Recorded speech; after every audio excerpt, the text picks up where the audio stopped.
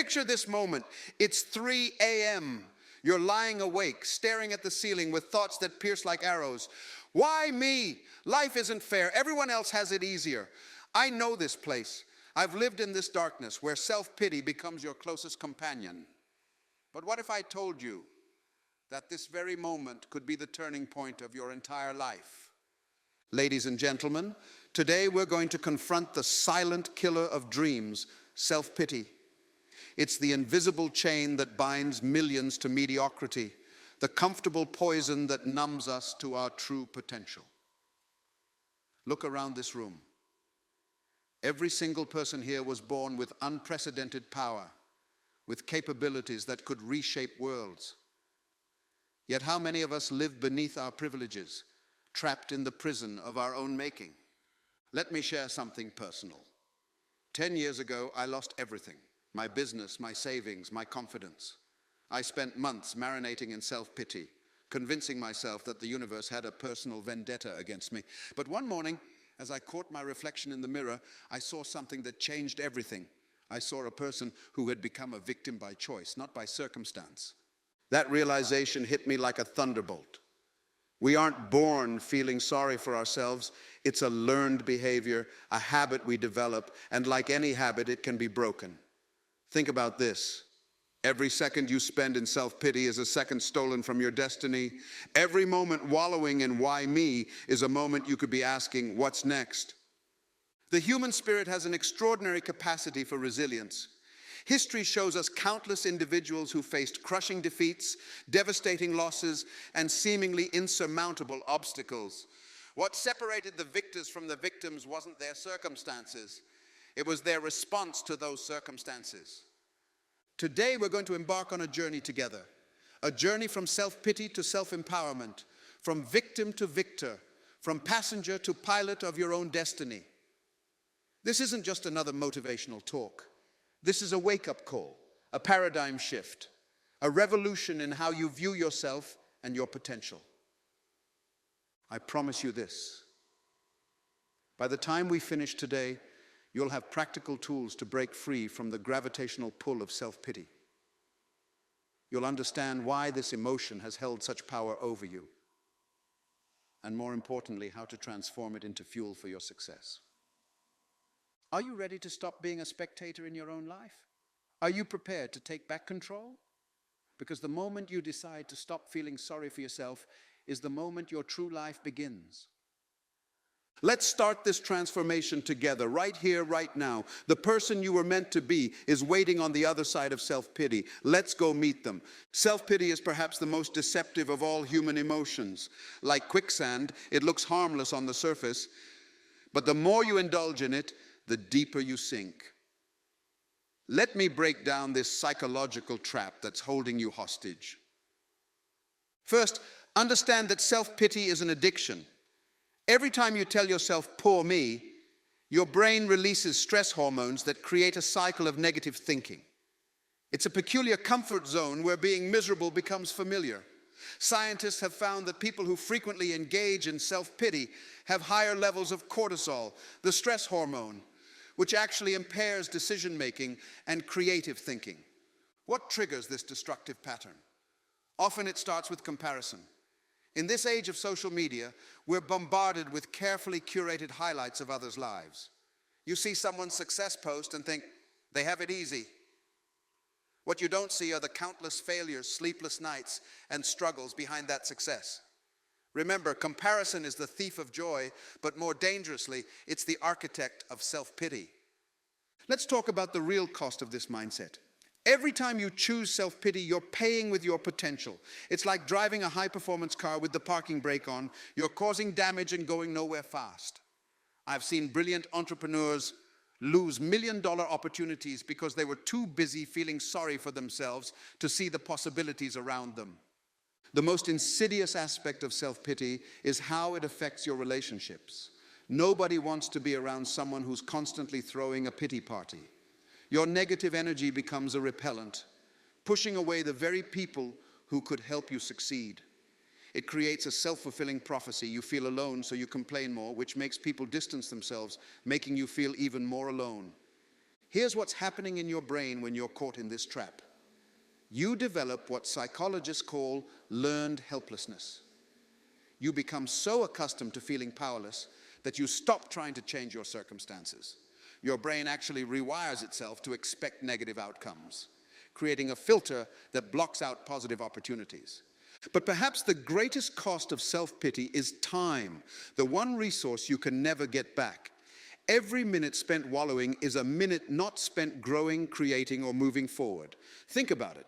While you're hosting your pity party, someone else with fewer resources and bigger obstacles is out there making their dreams happen. The trap of self-pity also manifests physically. Your posture changes, your energy drops, and your immune system weakens. Studies show that people who regularly engage in self-pity are more prone to stress-related illnesses and have slower recovery rates. Here's the reality check. Life isn't fair. It never was and never will be. But fairness isn't a prerequisite for success. History is filled with individuals who had every reason to feel sorry for themselves, but chose differently. They understood that self-pity is a choice, and they chose differently. Now let me ask you, how much longer are you willing to pay the price of self-pity? How many more opportunities are you willing to miss? How much more time are you willing to waste? The moment you embrace personal responsibility is the moment your life changes forever. Let me be direct. Your life today is the sum total of your choices, not your circumstances. This might be an uncomfortable truth, but it's a liberating one. I once met a remarkable entrepreneur who lost both legs in an accident. Instead of drowning in self-pity, he said something profound. I'm not responsible for losing my legs, but I am responsible for what I do without them. Today, he runs 3 successful companies and mentors disabled athletes. He understood a fundamental truth: responsibility isn't about blame, it's about power. Let's break down what personal responsibility really means. It's not about beating yourself up for past mistakes. It's about claiming your power to shape what happens next. Think of it like holding the remote control to your life. You can either keep watching the same sad movie on repeat, or you can change the channel. Here's what happens when you shift from victim mentality to personal responsibility. You stop asking, why me? And start asking, what now? You move from reaction to action. You transform from problem-focused to solution-oriented. You switch from waiting for rescue to becoming your own hero. But let's get practical. How do you make this shift? Start with language. Notice how you talk about your challenges. Are you saying, I can't because, or I haven't figured out how to yet? The difference seems small, but it's revolutionary. One keeps you stuck, the other keeps you moving. Consider this. Every successful person you admire faced obstacles. What sets them apart isn't fewer problems, it's different responses to those problems. When Henry Ford went bankrupt 5 times before succeeding, he didn't blame the economy. When countless publishers rejected J.K. Rowling, she didn't blame the publishing industry. They took responsibility for finding a way forward. Here's the paradox of personal responsibility. The more you own your problems, the more power you have to solve them. When you stop outsourcing blame, you start insourcing solutions. Every time you catch yourself saying, I have no choice, challenge that thought. You always have choices. They might be difficult, uncomfortable, or challenging, but they exist. Think of personal responsibility like a muscle. The more you exercise it, the stronger it gets. Start with small decisions. Own your morning routine. Own your responses to frustration. Own your professional development. Each time you say, this is on me, you're building that muscle. But remember, taking responsibility doesn't mean taking on guilt.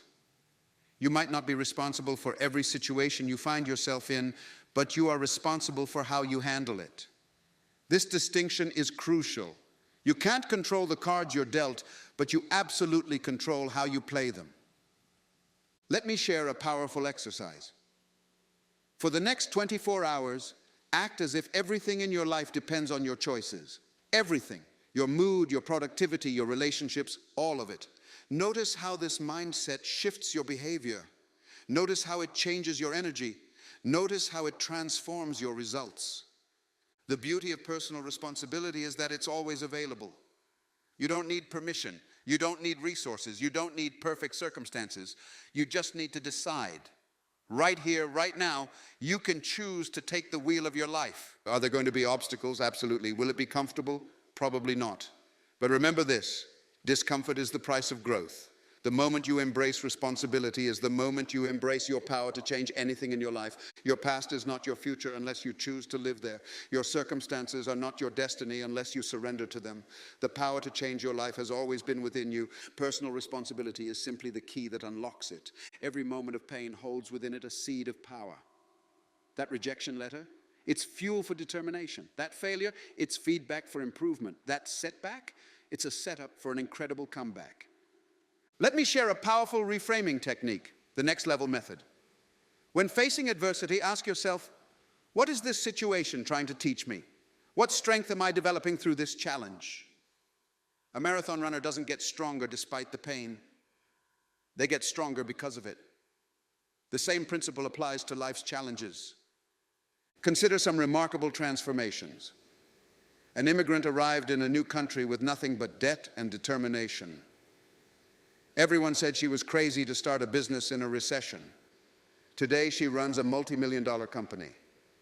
Her secret?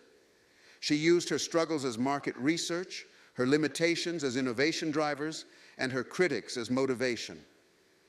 The science behind this transformation is fascinating. When you consciously reframe challenges, your brain releases different chemicals. Instead of stress hormones that shut you down, you produce neurons that fire you up. This isn't positive thinking, it's strategic thinking. Here's your practical framework for transformation. 1, acknowledge the pain. Face it without judgment. Accept it as temporary. Identify its lessons. 2, redirect the energy. Channel frustration into focus. Convert anxiety into action. Transform anger into ambition. 3, create your power strategy. Set specific growth goals. Develop new skills from challenges. Build support systems. 4, execute with purpose. Take immediate action. Document progress. Celebrate small wins. The key is understanding that pain and power are two sides of the same coin. Every successful person you admire has a story of transformation. They didn't succeed because they were special. They became special because they chose to transform their pain. Think of adversity like resistance training for your life muscles. Just as a bodybuilder needs resistance to grow stronger, you need challenges to develop resilience. The weight that feels heavy today becomes your warm-up weight tomorrow. Here's your immediate action step. Take your biggest current challenge and list 3 potential powers it's developing in you. Maybe rejection is building your resilience. Perhaps financial struggle is enhancing your creativity. Your setback might be developing your problem-solving skills. Remember, pain is inevitable, but suffering is optional. The difference lies in what you choose to do with your challenges. Every time you feel like life is pushing you back, it's actually winding you up to launch you forward. You're not going through it, you're growing through it. This isn't just survival, it's preparation for your next level of success. Your future self will thank you for the strength you're building today. Success is the product of daily habits, not occasional heroics. Let's break down specific, actionable strategies to permanently break free from self-pity and step into your power. Strategy #1, the Power Hour Protocol. Start your day with a non-negotiable morning routine. 20 minutes of physical movement. 20 minutes of planning and goal review. 20 minutes of skill development. This creates momentum and puts you in control before the world makes demands. Strategy #2, the accountability matrix. Create a simple 2-column journal. Left column, what's happening. Right column, what I'm doing about it. This forces you to move from complaint to action. Update it daily. Strategy #3, environment engineering. Audit your physical space. Evaluate your digital consumption. Assess your relationships. Remove what feeds self-pity. Add what builds strength. Strategy #4, the growth challenge. Every week, learn one new skill, solve one difficult problem, help one other person. This builds confidence through consistent achievement. Strategy #5, mindset reconditioning. Replace these phrases. I can't. I'm figuring out how. It's too hard. It's teaching me something. I'm not ready. I'm growing into it. Why me? Why not me? Strategy #6, the success protocol. Set 3 non-negotiable daily tasks. Complete them before noon. Document your wins. This builds momentum and evidence of your capability. Strategy #7, relationship renovation. Identify energy vampires. Connect with growth partners. Join success-oriented communities. Your network determines your net worth. Implementation plan. Week 1, master the power hour. Week 2, implement accountability. Matrix. Week 3, engineer environment. Week 4, begin growth challenges. Week 5, recondition mindset. And week 6, establish success protocol. Week 7, renovate relationships. Week 8, integrate all systems. Key metrics for progress. 1, daily wins documented. 2, weekly skills acquired. 3, monthly goals achieved. 4, relationships improved. 5, challenges overcome. Remember, implementation beats information. Start with one strategy, master it, then add another.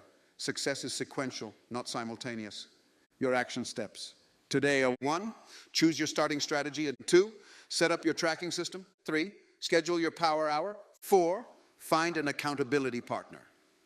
5, make your environment success friendly.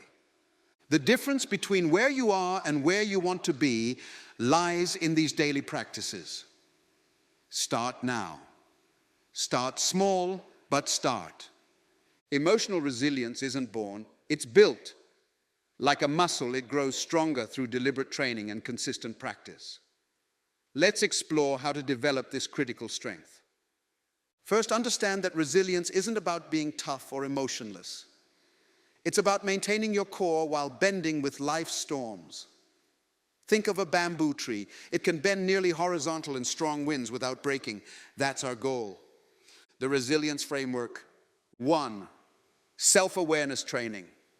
Monitor emotional triggers. Recognize thought patterns. Identify physical responses.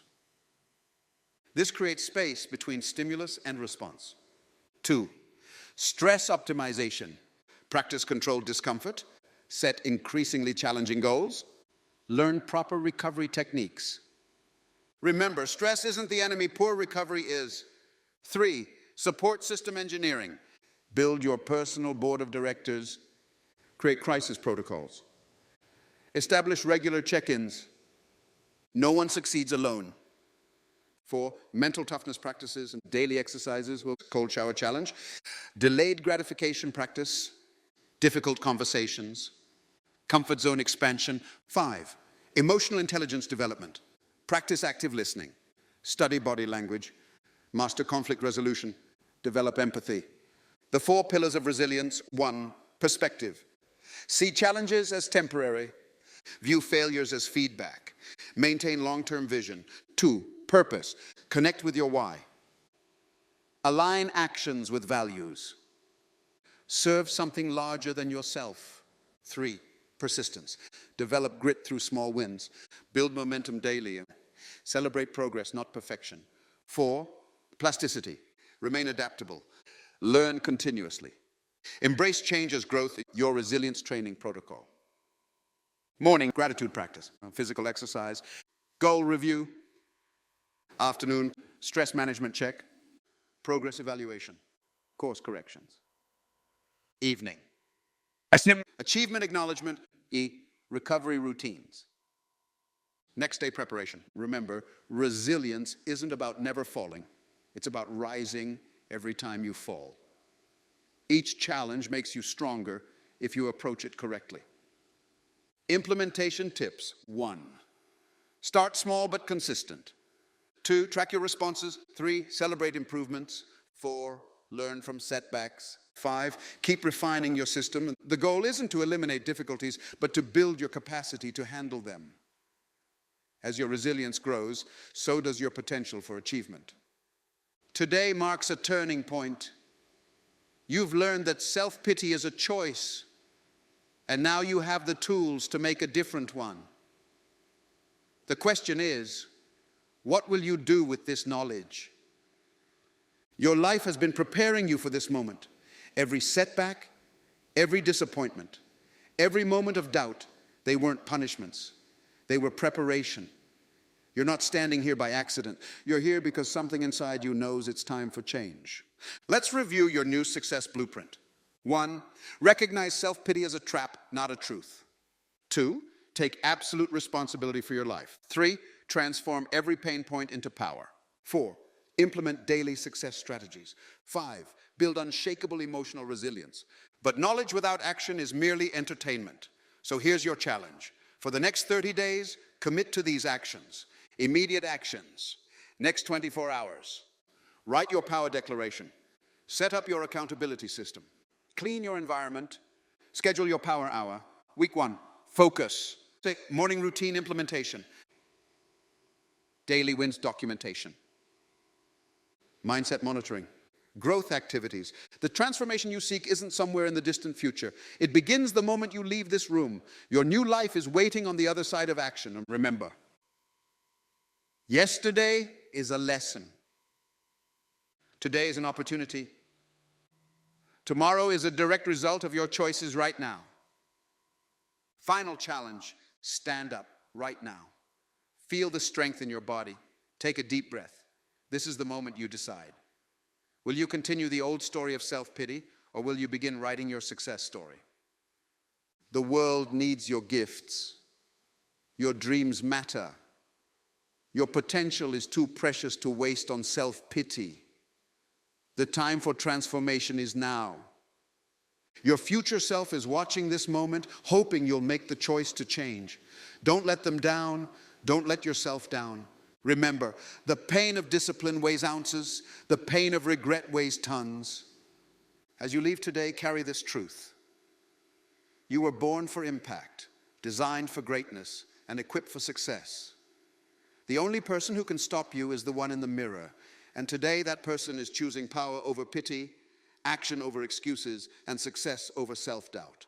Now go, transform, succeed. Your new life begins now. Your new life begins now. Your new life begins now.